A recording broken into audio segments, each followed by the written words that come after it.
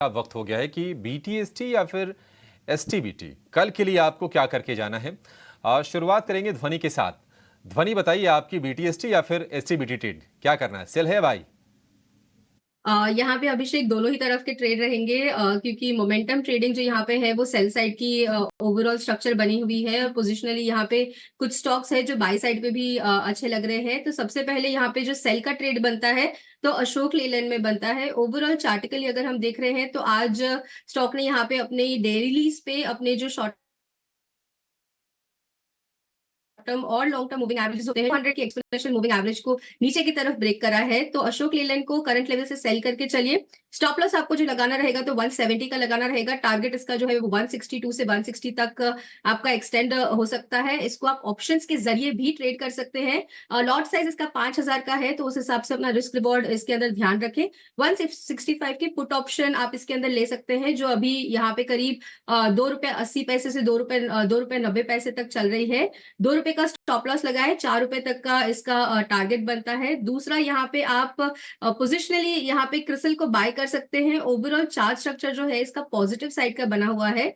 Bottom of the यहाँ पे जो इसका चैनल बना था उसके ऊपर हम यहाँ पे स्विंग ट्रेड ले रहे हैं। करंट लेवल से क्रिसिल के अंदर बाय कीजिए। ऊपर टारगेट जो है वो 5250 का बनेगा और स्टॉप लॉस जो आपको नीचे की तरफ लगा के चलना है तो 4860 का स्टॉप लॉस लगाए। 860 का स्टॉप लॉस। क्रिसिल को करना है बाय, अशोक लेलैंड को करना है सेल।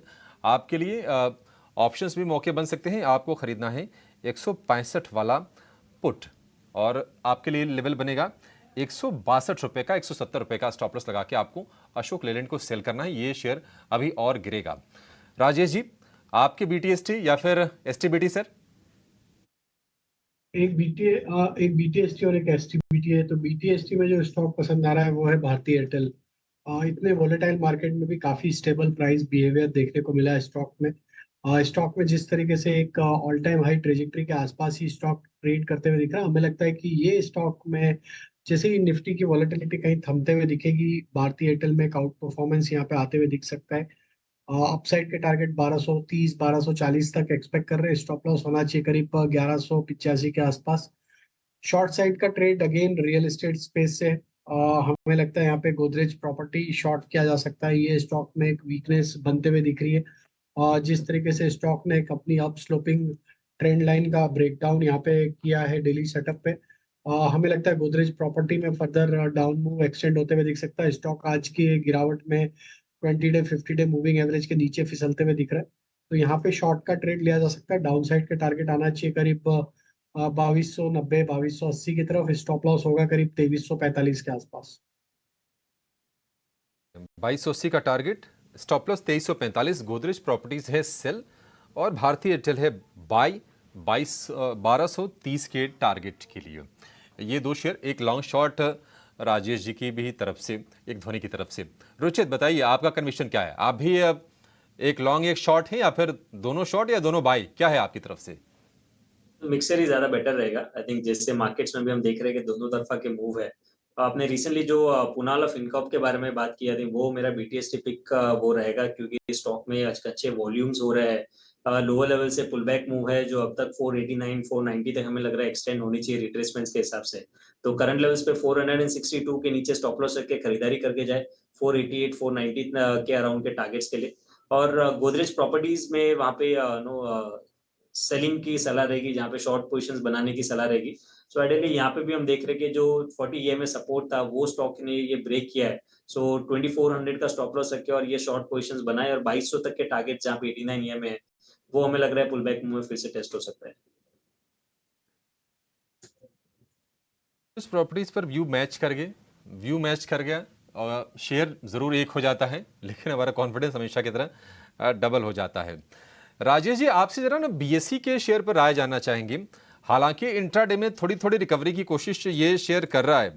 5% तक गिर गया था, अब एक बढ़िया स्मार्ट रिकवरी है, अब 2.5% ये शेयर नीचे है, लेकिन प्रेशर में ही है लगातार ये।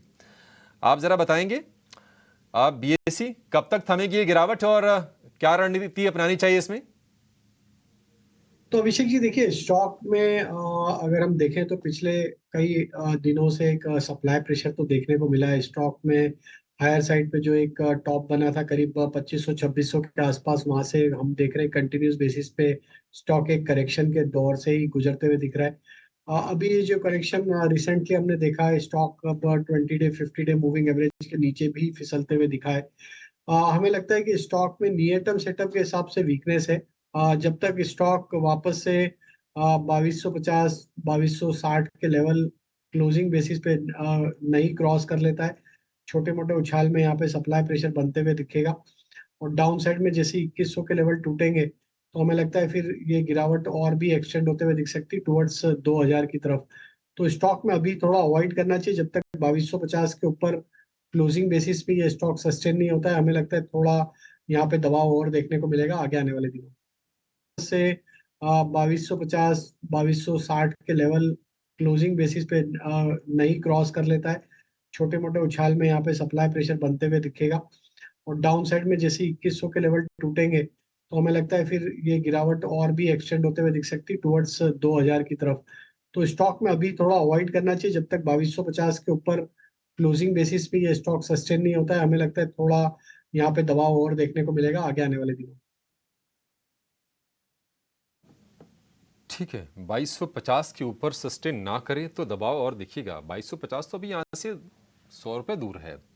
अवॉइड करने की सलाह है राजेश जी की तरफ। काम और करते हैं। एक और ऐसी कंपनी है जो कि बैलेंसर वाला रोल अपनाती है, उस शेयर का नाम है आईटीसी। लेकिन आईटीसी अपनी प्रॉब्लम्स की वजह से नहीं बल्कि बीएटी की वजह से प्रॉब्लम में है। ये बीएटी यानी कि ब्रिटिश अमेरिकन टोबैको कंपनी है। खबर मार्केट में यह है कि हिस्सेदारी बेच सकते हैं। इसके अलावा और क्या क्या हो रहा है सिलसिला तरीके से, अभिषेक मेरे सहयोगी हैं, वो आपको सारी जानकारी दे देंगे। फिर हम जरा मेहमानों से भी पता कर लेंगे आईटीसी का भविष्य उज्ज्वल है या फिर थोड़ा समय लगेगा। अभिषेक, पहले आप पूरी खबर और इसके मायने बता दीजिए। डिप्पी, ये खबर आ रही थी कि बैट अपनी आईटीसी में थोड़ी सी हिस्सेदारी घटा सकता है, लेकिन अब बीएटी की तरफ से क्लैरिफिकेशन आ गया है, कंफर्मेशन आ गया है कि वो इवेल्युएट कर रहे हैं अपनी स्टेक को थोड़ा सा कम करने पर। डनहिल समेत कुछ बड़े ब्रांड्स हैं उनके यूके की ही कंपनी है। और अगर हम बात करें तो 16,000 करोड़ से लेके 25,000 करोड़ रुपए के आसपास की हिस्सेदारी बेच सकती है बीएटी। अभी आईटीसी में इनका जो स्टेक है 29% के आसपास का है। अगर इनको वीटो राइट्स रखना है, जो कि वो कंपनी चाहती है बनाए रखना, तो 25% का स्टेक रखना पड़ेगा कंपनी में, यानी कि 4% के आसपास का स्टेक को बीएटी यानी कि ब्रिटिश अमेरिकन टोबैको आईटीसी में ऑफलोड कर सकती है। इसके लिए बैंक ऑफ अमेरिका और सिटी ग्रुप के साथ बीएटी की बातचीत चल रही है। और आमतौर पर इस तरह के जो ब्लॉक ट्रेड्स आते हैं थोड़े से डिस्काउंट्स पर ही आते हैं, तो देखना होगा कि किस भाव पर ये लेके आते हैं। वैसे चर्चाएं ये चल रही थी कि इस हफ्ते ही ये ब्लॉक ट्रेड आ सकता है बीएटी की तरफ से आईटीसी ने। आपको बता दें कि पिछले महीने भी बीएटी ने अपनी एनालिस्ट कॉल में आईटीसी में हिस्सेदारी घटाने की बातचीत की थी। और 2024 में अब तक आईटीसी के शेयर में 2 साल चलने के बाद इस साल अब तक 11% के आसपास की गिरावट आई है। बीएटी का जो इन्वेस्टमेंट है ये 90s के शुरुआती दौर से ही आईटीसी में है। और बैट के जो 29% के आसपास का स्टेक है उसकी जो वैल्यू है तकरीबन 1.5 लाख करोड़ के आसपास, उससे थोड़ा सा ही कम, लेकिन 1.5 लाख करोड़ के आसपास की करीब की वैल्यू है। जो कंपनियां जिनके जरिए हिस्सेदारी है उसका नाम है tobacco manufacturers India, Middleton investment company और रॉथमन्स इंटरनेशनल एंटरप्राइजेस। इनके जरिए ही बैट की आईटीसी में हिस्सेदारी है। अब जरा समझ लेते हैं कि ये अगर खबर आती है, अगर ये ब्लॉक ट्रेड आता है तो किस तरह का रिएक्शन आएगा कंपनी पर। विवेक, आपसे जानना चाहेंगे, आईटीसी हम देख रहे हैं कि आज थोड़ा सा तो नीचे से रिकवर कर रहा है। शुरुआती सत्र में 2-2.5% के आसपास नीचे था, फिलहाल 1% नीचे शेयर है। किस तरह से आप देख रहे हैं इस पूरे डेवलपमेंट को, और बैट की तरफ से अगर ये ब्लॉक आता है बाजार में तो? देखिए, फ्लोट तो बढ़ने वाला ही है, ये तो 100% श्योरिटी है। और ओवरऑल अगर आप वैल्यूएशन वाइज भी देखो तो आईटीसी एक फेयर वैल्यूएशन पे चल रहा है, तो मुझे नहीं लगता है कि डाउन साइड यहाँ से बहुत बड़ा आने वाला है। और इसके मतलब ब्लॉक को खरीदने वाले भी काफी आपको इन्वेस्टर्स मिल जाएंगे, ये मुझे लग रहा है। अगर कोई भी रूप में अगर 380 या 390 आईटीसी जाता है तो यहाँ पे आपको दिखेगा कि काफी म्यूचुअल फंड्स भी इंटरेस्ट दिखाएंगे।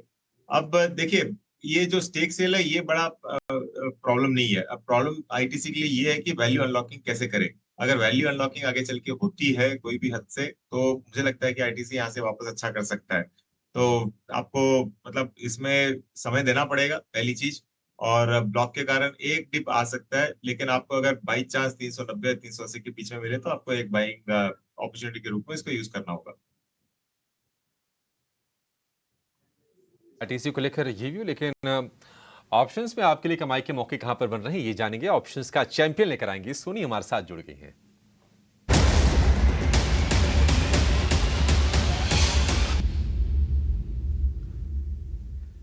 जेएम फाइनेंशियल की सोनी पटनायक साथ हमारे हैं। सोनी, बहुत शुक्रिया आपका समय देने के लिए, स्वागत है। बताइए क्या ट्रेड करना है अभी?